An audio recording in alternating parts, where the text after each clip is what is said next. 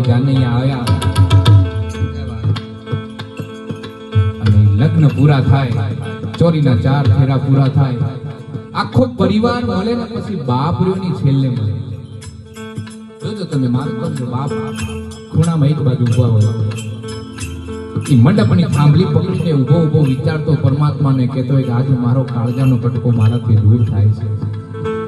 કેમ જોવો સાહેબ, એ બાપ દીકરી પાસે જાય, માથે હાથ મૂકે, દીકરીથી જોયું ન જાય, ના બાપથી જોવાય ના દીકરીથી જોવાય.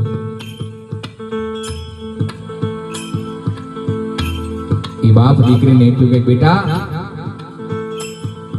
સાસરે જાજે, પણ કાંઈ પણ તકલીફ પડે ને તો અડધી રાતે ફોન કરજો. શું કામ? અહીંયા પણ ક્યાંક તારો બાપ બેઠો છે. સાહેબ એક જ શબ્દમાં બધું આવી જતું હોય અને દીકરીને પણ અભિમાન હોય. શું કામ? કે મારો બાપ બેઠો છે. કાંઈ પણ થાય ને બાપ જાણ કરે એટલે બાપ દોડીને તરત જાય પહેલો, એનો વાળ વાંકો ન થવા દે.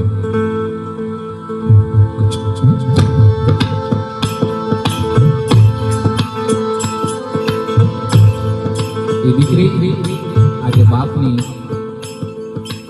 શ્રદ્ધાંજલિ સાંભળી પણ ન શકતી હોય. શું કામ? એ આંખ બંધ કરે ને એટલે બાપ એને સામે દેખાય કે મારો બાપ આવો લાડ કરતો, મારો બાપ મને આમ રાખતો, મારા બાપે મને આ લઈ આવ્યું. ત્યારે દીકરી હૃદય એને શું કે દીકરી લક્ષ્મી દીકરી લક્ષ્મી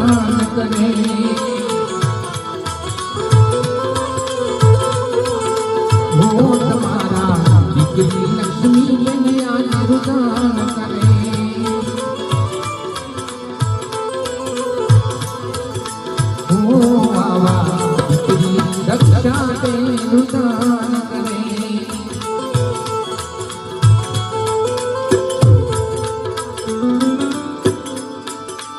એ બાપના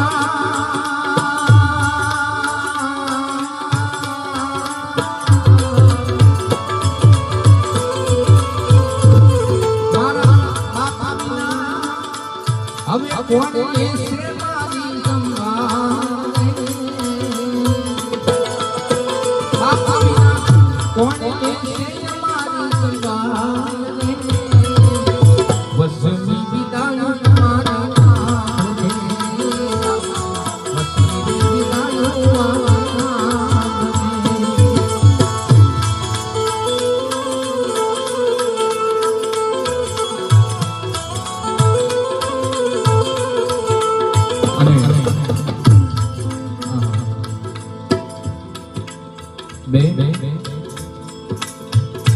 આ પ્રસંગ કહેતા તો ખરેખર સાહેબ મન હૃદય ભરાઈ જતું હોય, કારણ કે ભાઈ બહેનનો પ્રેમ છે બહુ વિશાળ પ્રેમ છે. પરમાત્મા પોતે પણ આ સંબંધમાં બંધાયેલો છે.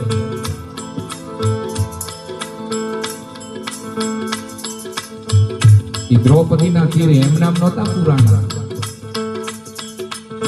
ત્યાં પ્રેમ એકવાર ભાઈ શબ્દ નીકળે ને ત્યારે અખિલ બ્રહ્માંડનો કાળિયો ઠાકર ત્યાં હાડી લાંબી કરીને ઉભો હતો. આજે આ બેન એ પોતાના ભાઈને શ્રદ્ધાંજલિ પણ અર્પણ ના કરી શકતી હોય, કારણ વર્ષનો એક દિવસ એવો આવે બેનને અરગ હોય, ઉત્સાહ હોય, ત્યારે સવાર થાય, સૂર્યનારાયણ ઉગે, મારા ભાઈની પાસે જાઓ, એને પ્રેમથી એની રક્ષા રૂપી કવચ રૂપી એક રાખડી એને બાંધો.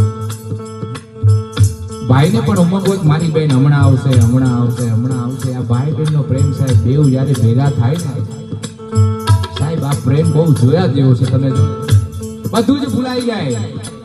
એ પ્રેમથી રાખડી ભાઈને બાંધતી હોય બેન, અને શું કે